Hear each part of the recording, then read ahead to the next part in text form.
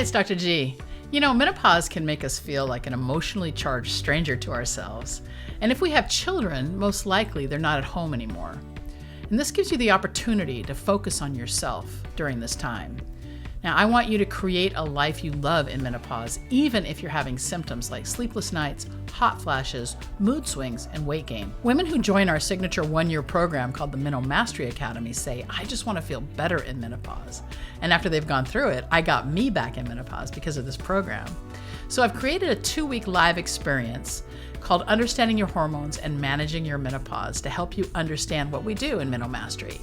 I want to give you access to the information about menopause to let you know what's really happening with your hormones and treatment options that don't just stop at pills, potions, powders, and patches.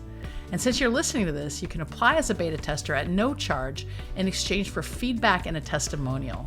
This experience is valued at $499, but you can bypass the lengthy application process when you go to menopausemovement.com/hormones.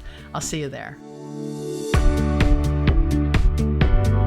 Welcome back to the Menopause Movement Podcast. I'm your host, Dr. Michelle Gordon. Today, we welcome Vikki Yaffe, also known as Vikki Louise, to the show. Vikki is a coach who helps ambitious people manage anxiety and procrastination so they can get more done in half the time. She's the host of the Fuck Anxiety and Get Shit Done podcast you can find on any podcast platform. Today, we're talking about anxiety and getting things done. And so many women discover anxiety as a new issue during menopause, and we delve deep into this important subject today. During our conversation, we talk about the definition of anxiety, why we evolved to have anxiety, where anxiety comes from, dealing with procrastination, how our brains hold us back from almost everything, a new definition of goal setting, why failure is so important when it comes to meeting our goals, the perks of being unrealistic, and stay to the end to find out how to deal with imposter syndrome and find more ambition. And at the end of the episode, make sure you visit drmichellegordon.com/podcasts, where you can find the show notes, plus the links to the books and resources mentioned in the episode. And if you enjoy this episode, make sure you subscribe to the podcast so you are always the first to know when each episode is released. You can subscribe on Apple Podcasts or wherever you get your podcasts. And thank you for all of the 5-star reviews. If you haven't left a review yet, please take the time to review the podcast. This helps more women to find it and get the help they need during the disruption of menopause, because no one should have to go it alone. Thanks again for being a part of the menopause movement. Now let's get to Vikki Louise and anxiety.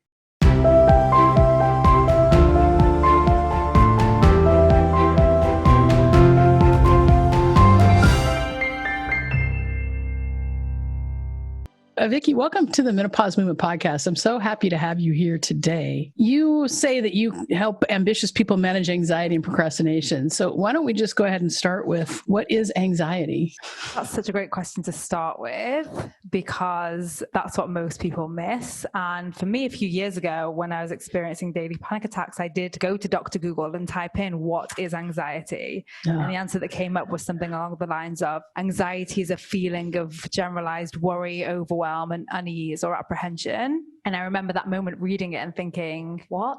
Like, that's just described a feeling of feelings. Then how do I know when I'm feeling anxious and worried, or anxious and overwhelmed, or anxious and apprehension? My language is gone. Yeah, one of the things that I recommend everyone listening does, and one of the things that I do with my clients, is teach them to define it on their own terms. And what I mean by that is, if it's a feeling of feelings, how do we actually feel it? For some people, it's like for me, it was heart pounding, heat pumping through my body, sweaty, spinning thoughts. For some of my clients, it's like a nausea, or some of them even get like a coldness in their chest. Like, where do you feel it? How do you feel it? If it's a feeling, let's get very specific, because guess what anxiety thrives off? The vagueness, right? Sure. I don't know what's happening. Yeah. It's going to create more anxiety. I mean, it's really funny that anxiety is coming up. I've done a couple of podcasts recently with some people talking about anxiety in relation to menopause symptoms, and how with menopause, we can have increased anxiety as the hormones go, and then anxiety with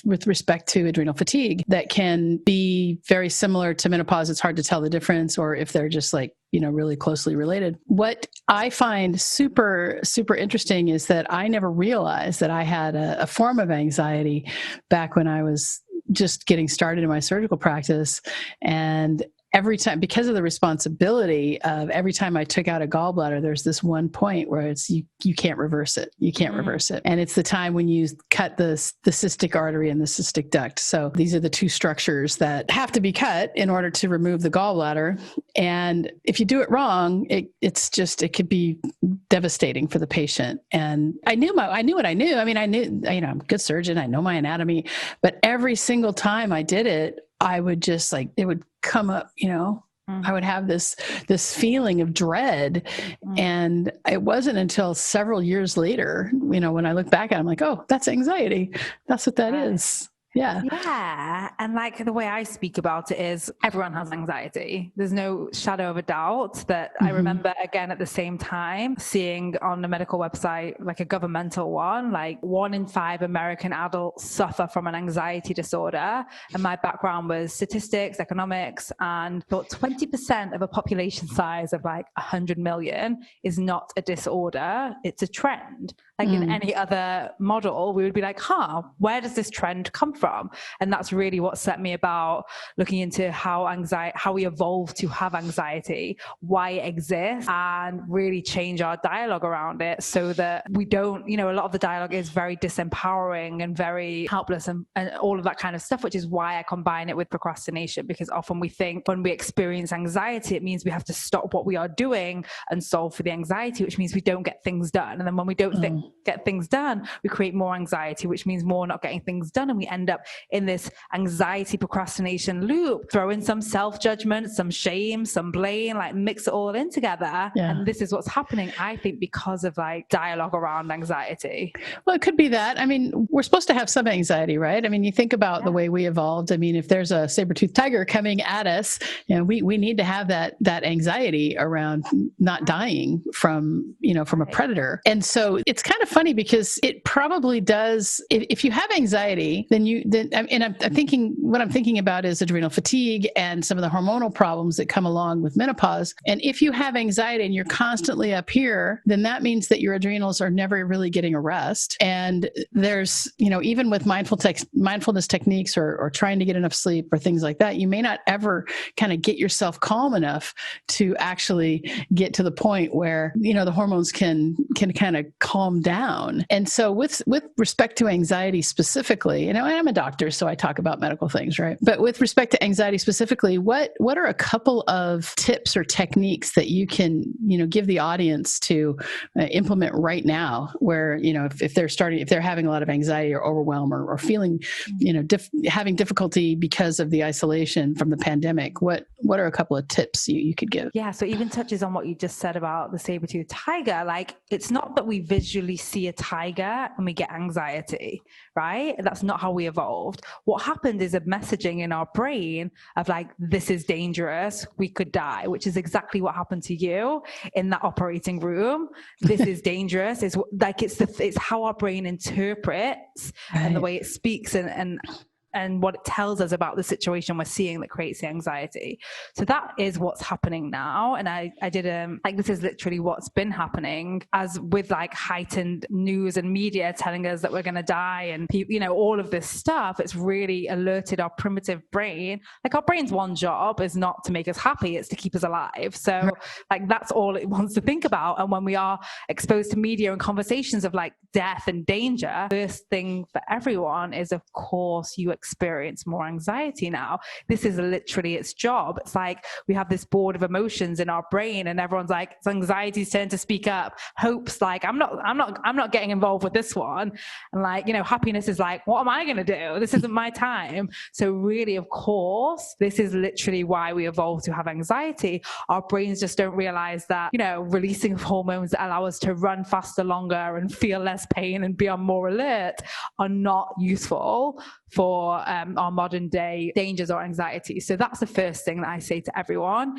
And that's why I think it's so important to like have a little bit of an understanding of why we evolved to have it, because it's not you, it's your brain. It's evolved to be that way. Everything's working as it should, firstly. And then secondly, what I would say is the very first thing we touched on is really identify what is anxiety, exactly what's happening. Be super specific. If you know, for example, that you get dizziness and you know that's how you do, then you quickly learn that when you feel it coming on, you put your head between your legs. If you know that you get very warm, you can make sure that you open a window or sit down or whatever it might be. Once you know what the tendency of how it like physically manifests in you is, you can react to it, okay?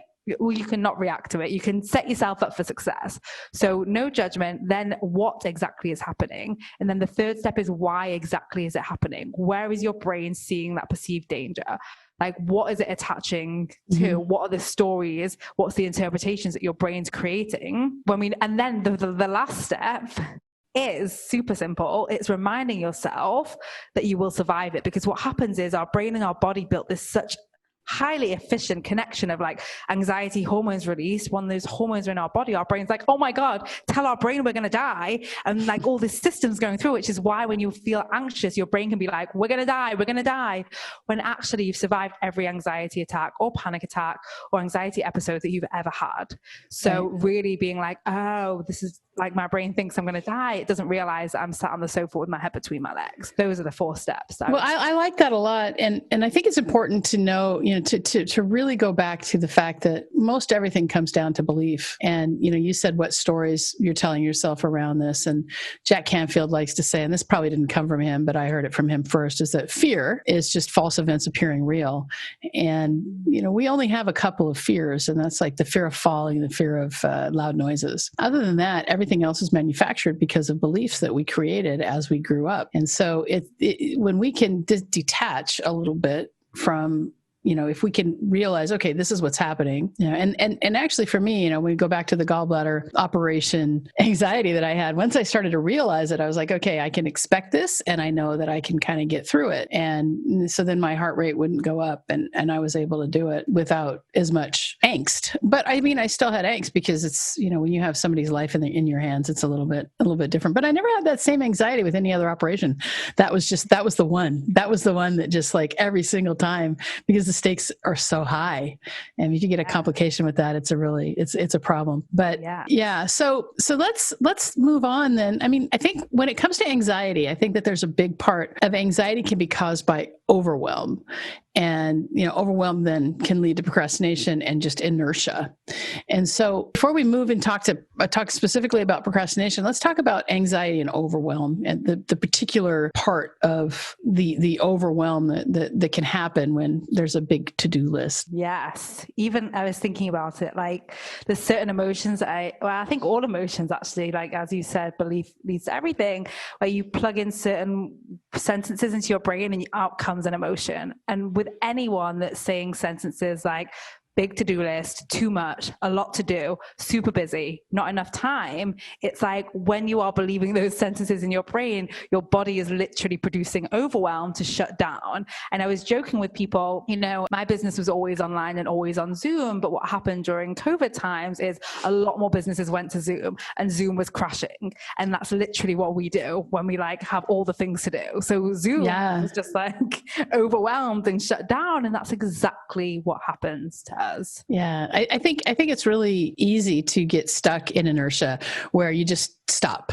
And it happens to me. There's a lot of things I don't understand. And when I have to, because as a business owner, there's a lot of responsibility, and I'll get these emails from people, for me specifically around some financial stuff that I've got to look at. And I'm like, I don't understand this, and I don't want to sign these papers, and I don't want to move forward. And so I like to tell my clients, and I like to tell the podcast listeners, that the best way to move forward when you're stuck, right, is to find the smallest thing it's impossible to fail. And the reason for that is that motivation comes from success. And so when you can find something that is just impossible to fail, like you want to exercise more. And so the goal is just to put on your tennis shoes, right? You put on your trainers, put on your exercise clothes. And if that's the goal, you can meet that goal every day. That doesn't mean you're going to go out for a run. It just means that you got your shoes on, and then you're going to, start working on your body to get things going. And so it's really important when you're really stuck and you're stuck in overwhelm to just, kind of take a step back and say, what is the smallest next step that I can take that's impossible to fail so I can keep my feet moving forward. And I think that's particularly helpful when we're stuck in a place of grief or just particular, a lot of people are just really overwhelmed with what's happening with the pandemic, especially as we're recording this. It's November, and this probably isn't going to air until January or something, but parts of Europe just went back into lockdown. And so there's a lot of anxiety and overwhelmed there. Yeah, I love what you said. And I also think it's important for people to see, when we have too much on our to-do list, it's typically coming from a place of I'll feel better when I've done all these things. I need to do all these things, then I'm a good person. I need to do all these things to prove that I'm worthy, whatever it might be. So we hustle and overwhelm ourselves with long to-do lists and task lists and goal lists to make ourselves feel better, which means we go into doing them feeling terrible about ourselves. And that's exactly why what you said is so powerful. I loved it. I wrote it down. Motivation comes from success. It's really, we should never be doing, I've had clients come to me and they're trying to get 20 things done in a single day. And I'm like, no, why? Why would we even think to do that? Why is it? I get it. It's part of our culture. It's how we've grown up. But I think it's evolving and changing, luckily, but busy is important in this whole dynamic. When the opposite is true, there's no better place than we are right now. And way too many people that I speak to are hustling to get to a better place and sacrificing their days for it, not realizing that there is no better place. And those are the habits that we're building. Yeah. There's a really good book that Eckhart Tolle wrote called The Power of Now. And it's important to realize that this sounds so woo, but it's just not. The past is just a memory, right? And we can let it plague us. And we can live our lives looking in the rearview mirror, but you're not going to get very far going that way. Or, if you have goals, that's great, right? I want to make $1 million or, whatever. I want to lose 100 pounds. Right? So we got those goals and we want to look forward, but until we're being that person right now in the present, there is no chance of meeting the goal. And that's where, when it comes to goal setting and, procrastination, looking at who I'm being is so important to me. Am I making the right choices with respect to my nutrition? Am I making the right choices with respect to my exercise?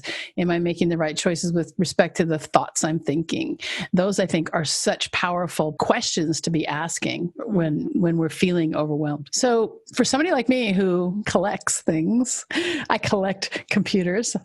I've got computers, I've got laptops from 2004 upstairs. I just haven't gotten rid of them. And, You mean hoard or collect? Oh, no. It's hoarding, but I don't want to admit it.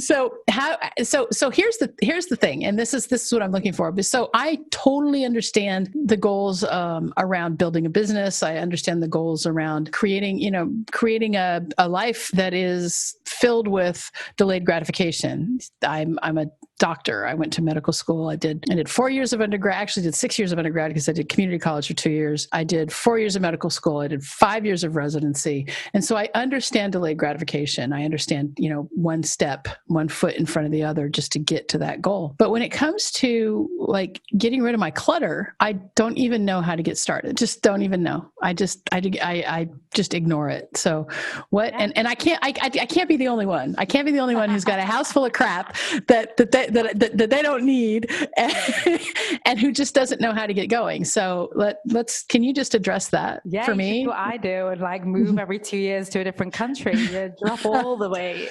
That's coming. So yeah. It's hard as a surgeon because that was actually the reason why I moved my business online. That was one of the main reasons, because I love to travel and you can't do that. Being stuck to a hospital. Okay. So the problem is, that our brain offers us, our brains know us, right? They know what's going to hold us back. I like to think of it like an obstacle course, and they set up obstacles to keep us from exerting energy, or because obviously they want to conserve energy because our brains mainly have been around in the wild. So exerting energy, failing or getting rejected. So something like I don't know is a sentence that our brain offers us as a blocker. Like, I don't know how to. If someone came to your house today, offered you like $1 million and was like, go through it and do it, you would be like, okay. You wouldn't be like, oh no, or $10 million.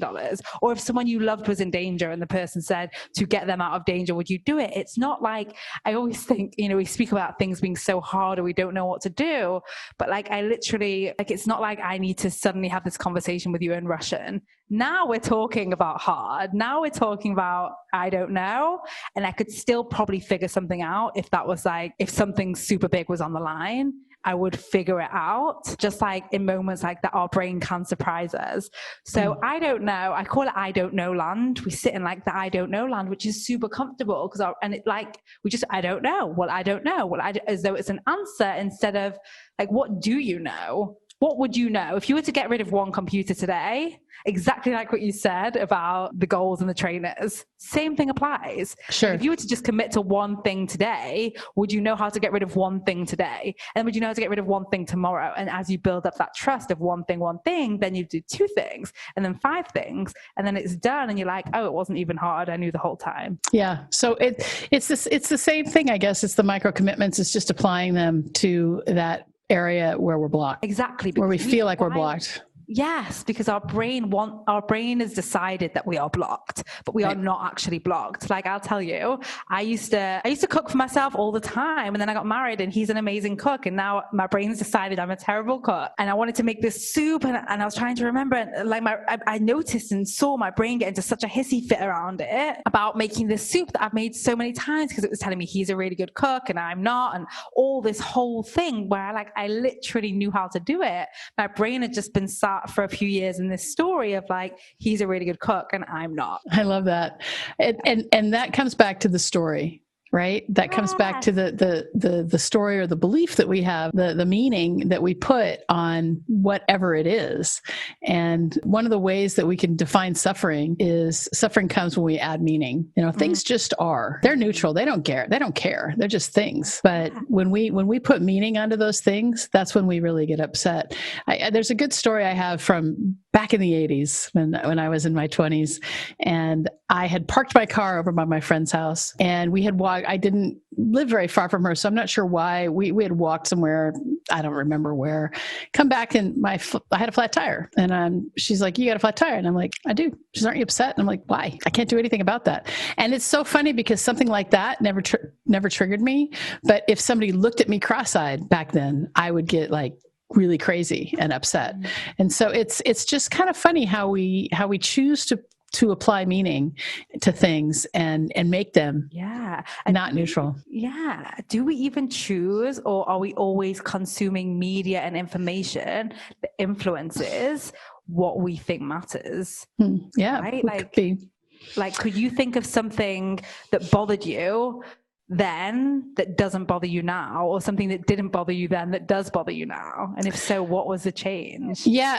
So for me, it's taken me a long time to kind of migrate the trauma of my childhood. And I won't go into a whole lot, but I had a pretty traumatic childhood, and I just used to look at everything through that filter. I used to look at everything as the victim. And when I started to grow up and realize that those were things that happened in my body, but they were just things. So who I am is not this body. And when I really started to develop a spiritual practice and really understand that there's so much more to us than just this body and this brain, then I was able to kind of really neutralize it.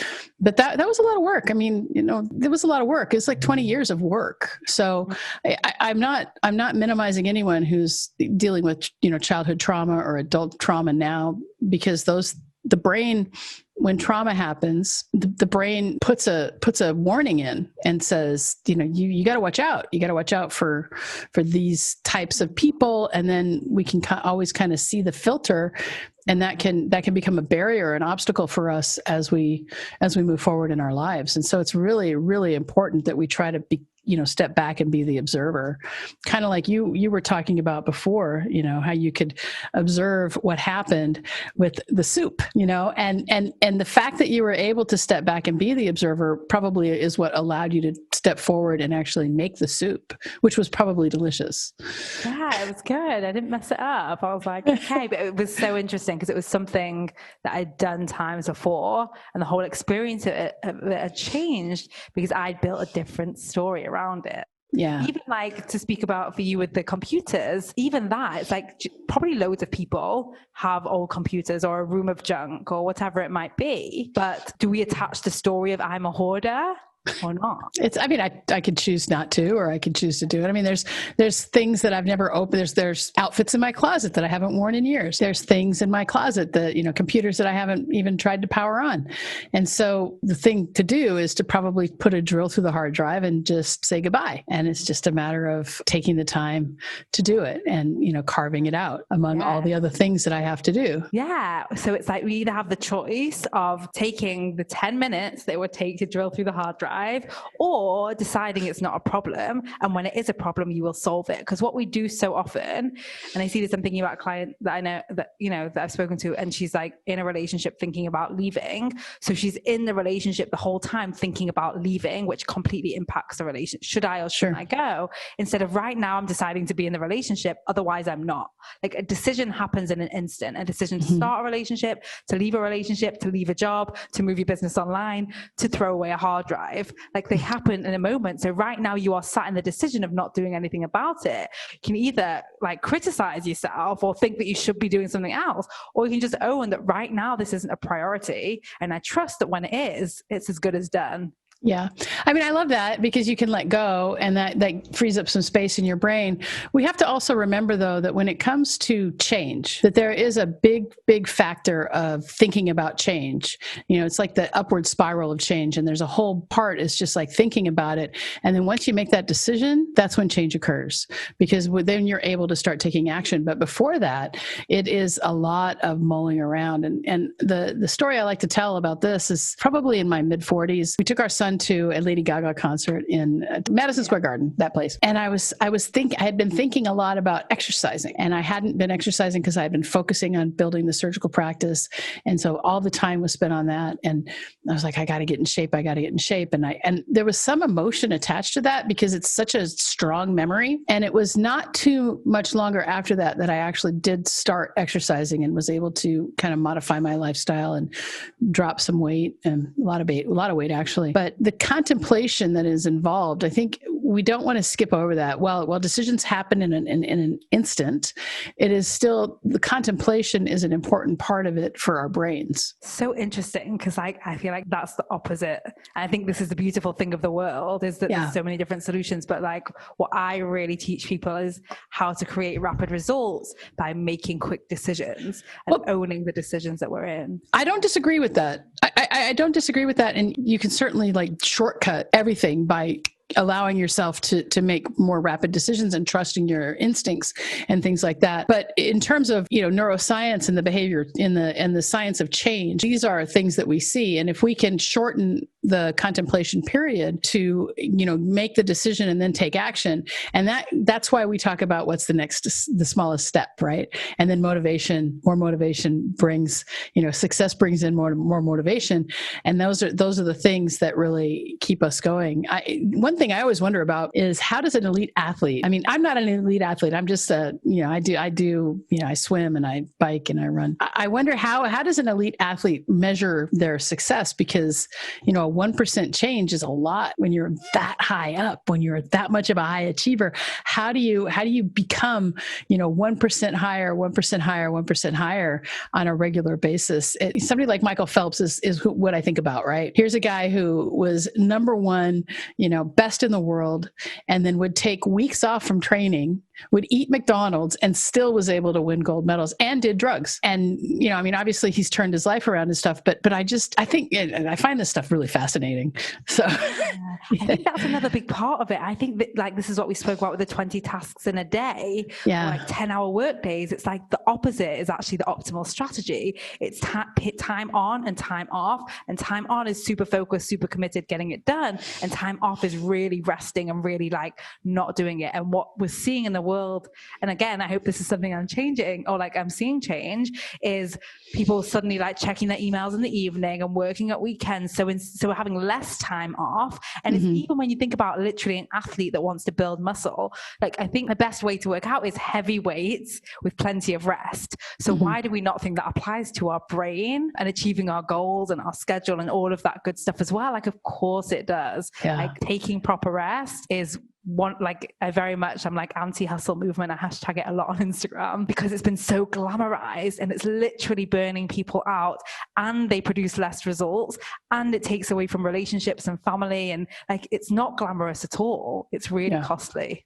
Yeah, I agree with you. And trying to do too many things at once can really just kill your productivity. I do one thing at a time and I just focus on it, and I'll, you know, set a timer or something, but it's so important to just try to focus on that one thing and then get it done. Like, so if I'm writing, I'm just writing, or if I'm reading, I'm just reading. I'm not, you know, I try not to eat while I read or any of those things. You know, if I'm eating, I'm just eating, that kind of thing. So focus is so important, and where we choose to put our focus is so important. So let's move on and talk a little bit. So we've talked about productivity. Is there anything else you wanted to say about productivity?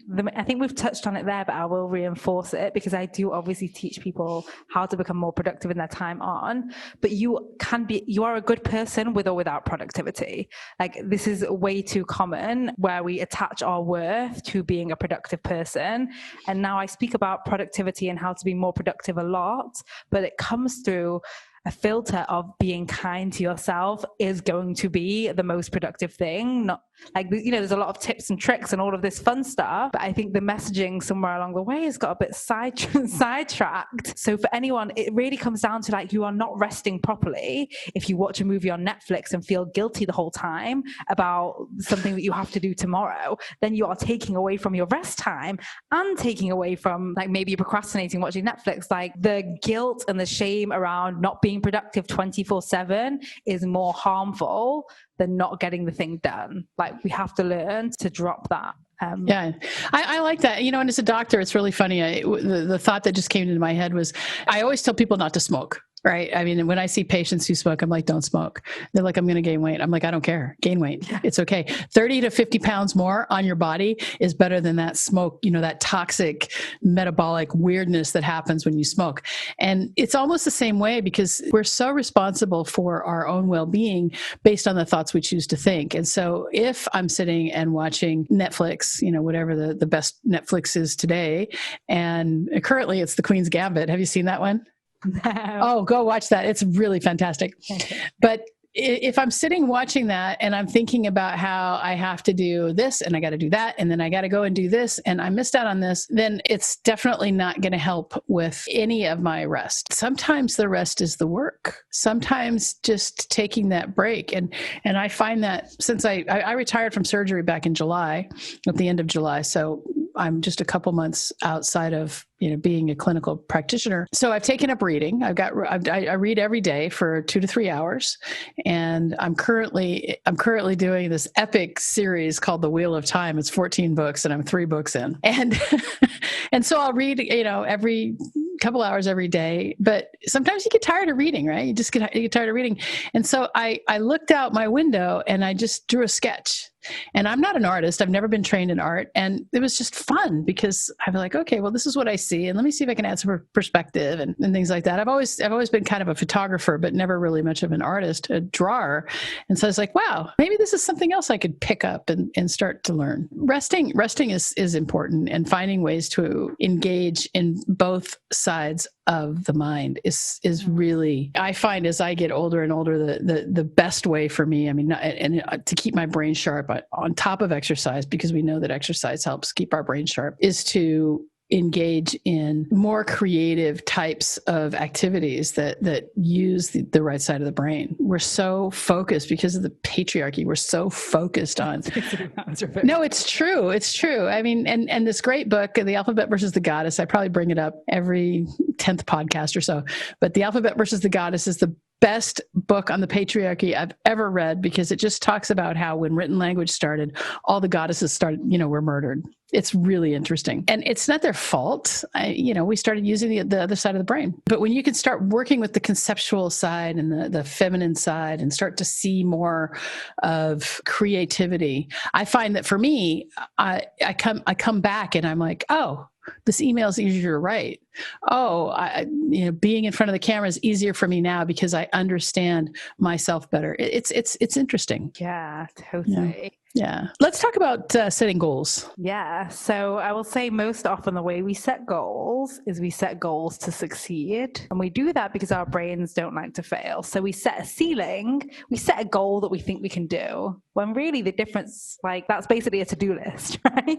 We're I'm going to set a goal that I know I can do. And what I teach people is how to set goals to fail and to, it's kind of like wherever you put the ceiling is where you're going to reach. So when we get very comfortable with failure, it doesn't just impact that one goal, it impacts all the different areas of our lives. It impacts our ability to have our own back and handle different emotions and really our self-trust, our self-responsibility, our self-reliability. It is goals are for growth, not for success. And our primitive brains are very, attached to avoiding failure for reasons we spoke about earlier. So I would say that. I love this because the mindset of being able to fail forward is a foreign concept to a surgeon. I bet. Okay. And when I started my business, the Menopause Movement, I really had to work hard to undo all those beliefs around failure, because you don't start a business without failing it forward. You got to test things and they're going to fail, and then you have to tweak them, and that's very, very different. I mean, I suppose in training, the reason why, doctors who have just graduated from medical school aren't allowed to operate is because they won't know how, and they don't want people going out there and experimenting on people. And so there's, we have a whole residency to teach people how to do it. At the same time, even mistakes from residents was not accepted. So it's really hard to change that mindset. But when you think about it, how we live inside of a box, and always our growth is outside the box, and our box grows and then it goes out. And so failing forward is always the way to go. It feels like such a foreign concept to me, because failing at and that goes back to the gallbladder and the anxiety at the beginning, because there's such the stakes are just so high. Right. So It is so interesting to go through that process of deliberate mindset changing, when it is literally like learning a language, like learning Russian. And when you first learn it, you're like, okay, but you need it in English, and then you translate it. But there does become a point where you're able to speak about it and dream it. And I think it's the same even for changing our mindset around failure. It's what's the investment that we can make? And I'm going to bring it back to the shoe example again of what are the small ways we can acknowledge our fails on a daily basis and sit with the discomfort of them, because it is uncomfortable. It doesn't matter, even for people that haven't been doctors and done residencies and had people's lives in their hands, we are all programmed and conditioned to not like failing, even from school. Every system around us from a young age teaches us that. How can we build a failure tolerance? And I think what you said around the sneakers totally applies here as well. Sure. Yeah. Is that if you just put on your shoes, that's enough. But another way to look at it, I think, would be have some measure. What did I fail at today? And just reframing it. If you can reframe failure as, failing means that I'm growing. I tell my, the women in the Menopause system and people in the Menopause movement, I tell them that anything worth doing is worth doing really badly at first. Anything worth doing is worth sucking at it first. Yeah. I say it's called effing up for a reason, not effing down. I love it. Yeah. Even to bring it back to goals. So even today I was on the phone with someone and she said, I've got this goal to get 5 clients by November 20th in her business. And I said, okay, but don't set the goal of having 5 clients till November 20th. Every single day, set a goal to create a client, Monday to Friday. Weekends always off, people. So every single day. And what that means is you are going to fail, and you're going to know that you failed because you said, today I committed to getting a client. Why didn't I? And then we've got something to learn from. Instead of just having one fail, now she's going to have 14. Well, no, hopefully not 14, but she'll have more. And that's really how we quantify it, and we learn from it, and we hold ourselves accountable to goals instead of having like my 6-month goal. So you said you've lost a lot of weight. So instead of saying in 6 months, I want to lose 100 pounds, like how much do we want to lose every week? Not because it's going to be super fluid and we're going to lose every week and it's going to be super easy, but because it's going to bring up all of those stories, all of those problems, all of those fears, and we're going to solve for them. So by the time we've lost the weight, firstly, there's no imposter syndrome. We know exactly how we did it. And secondly, when those same stories show up, which they still will, we're still going to want the cookies. We're still going to want to stress eat or whatever it might be. We already potato know chips.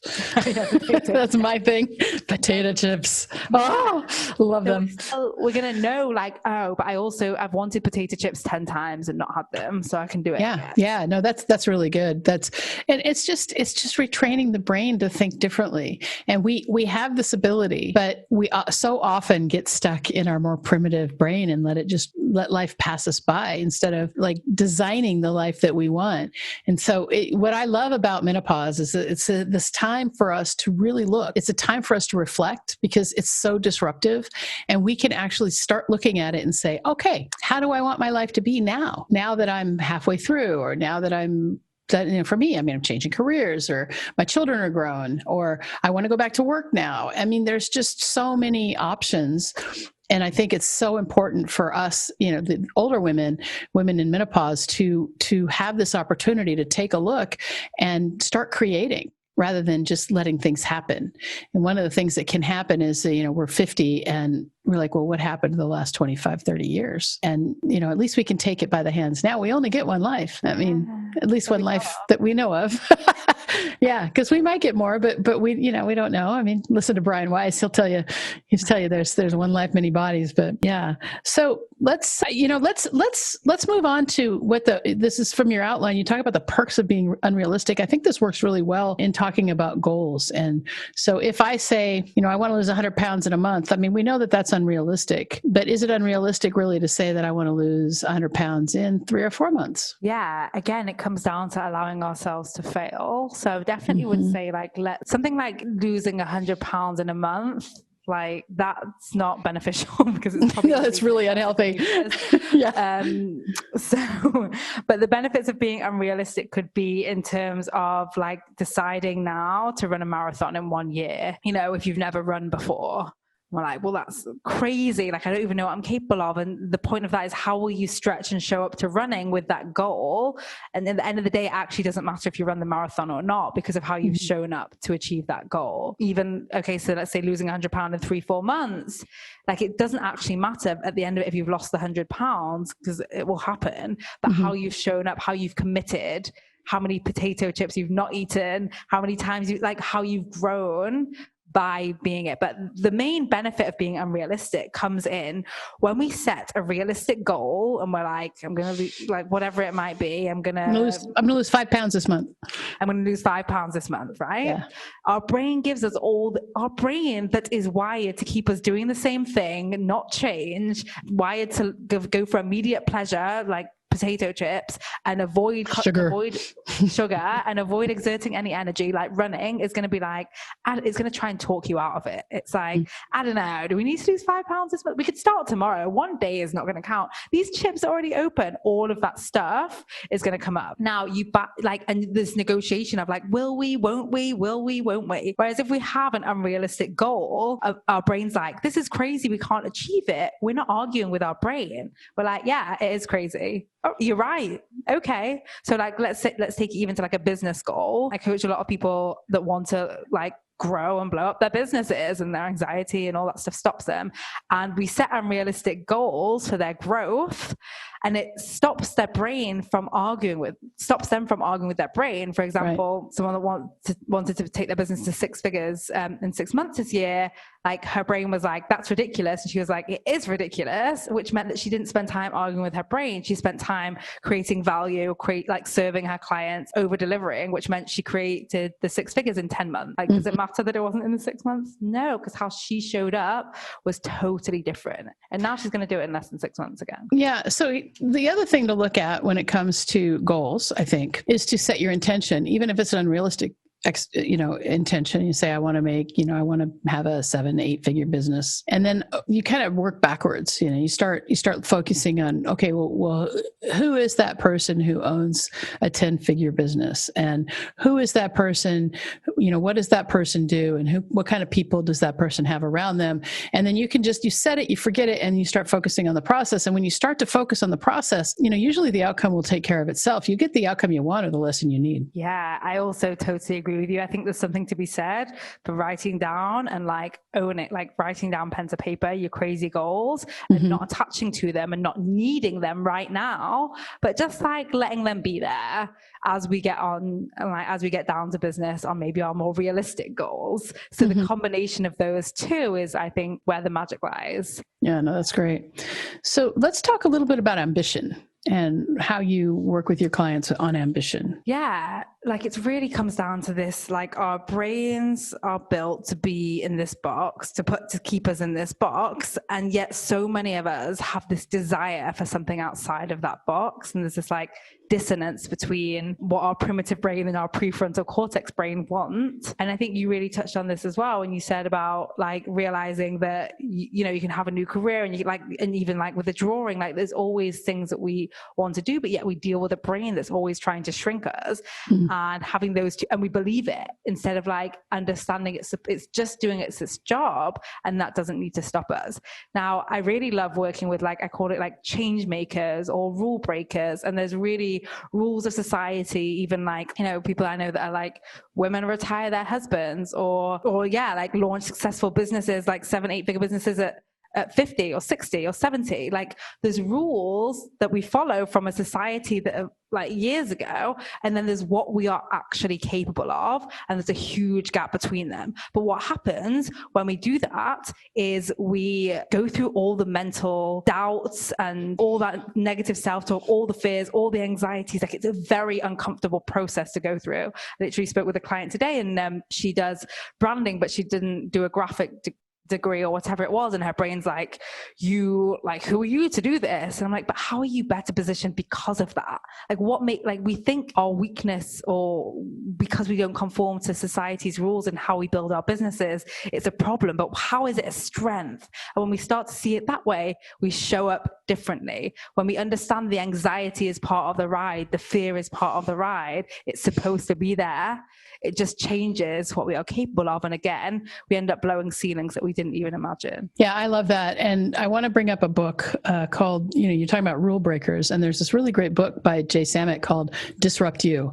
And it's, it's several years old, but it talks about how the disruption that we've seen in tech, for example, Uber and taxis, how we can do that in our own lives. You touched on this woman who brands businesses and probably does a really good job at it, but she had this imposter syndrome. And when it comes to imposter syndrome, I think it's really important that we actually take a step and observe. And I'll tell you my own imposter syndrome story. When I first graduated from my surgical residency, I started as a solo practitioner. I didn't have any senior surgeons to mentor me. I was alone, and I was doing all these operations. I had these recurring thoughts. They're going to find out. They're going to find out I don't know what I'm doing. They're going to find out. They are going to find out. And then I started thinking about okay, I'm doing these operations. I'm doing them by myself. My patients aren't calling me and saying that, their hernia is now back, and they're not, I'm not having all these patients have all this, all these complications. So I changed the story. And oftentimes when you control the narrative, right, you can control everything. When you have imposter syndrome, everyone has it. And I think it's really important to take a step back back and do a tally of what you're doing and your successes, because when that happens, when you can pay attention to the successes, then it's like, okay, I can do this. And if you still have insecurities, then there's ways to fix that, but through education. I think it's so interesting as you were saying that, like imposter syndrome is basically that something has changed and our brain is still attached to the old story, right? Like you were capable, you were doing the surgeries and your brain was like, but wait a minute, we're new. Like this is more important. Listen to me over here. And it's like the actual facts are you are doing an amazing job. And I think like for everyone listening, that's like a huge takeaway is imposter syndrome is literally you have grown and your brain is just more attached to the story of who you've been. That's amazing. That's a great way to end this. Was there anything else you were hoping to share today? No, this has been amazing. That's great. So where can people find you? So you can find me on my website. It's vikkilouise.com, VIKKI Louise. You can find me on Instagram, VikkiLouise ____. And I have a podcast, but it's got swear words. Can I swear or not? Yeah, you can swear. Oh, okay. We're all adults here. Okay, fine. It's called fucking... It's called Fuck Anxiety and Get Shit Done. So I love it. Yeah, F***CK. Okay, that's great. Well, this has been great. Thanks so much for coming on the podcast today and being a part of the Menopause Movement. And this has really been a great conversation. Thanks so much. Thanks so much. It's been so fun. Did you know that menopause is not a medical condition? Most doctors don't know this either. I like to say that menopause is the privilege of a long life. And to really take hold of our lives in menopause, we have to unlearn what society and the medical establishment has told us about menopause. Thanks so much for being a part of the Menopause Movement.